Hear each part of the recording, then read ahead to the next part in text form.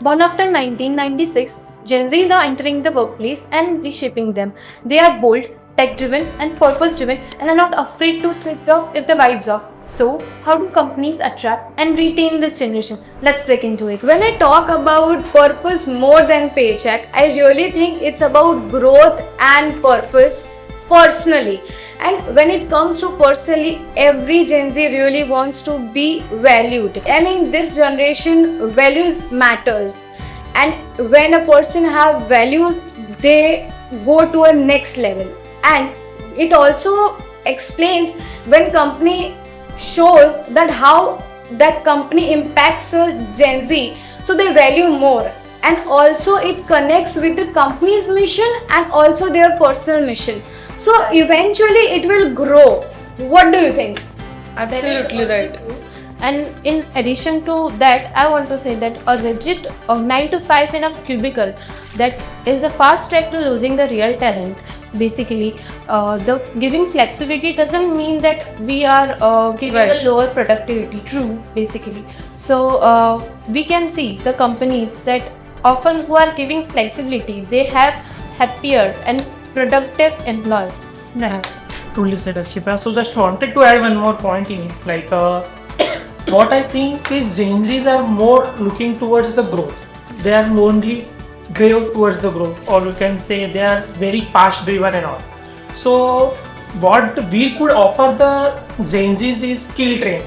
Like it is said, na, ki learning is a continuous journey. Right. Then we can provide them also feedback. This feedback giving to the Gen Zs itself a game changer.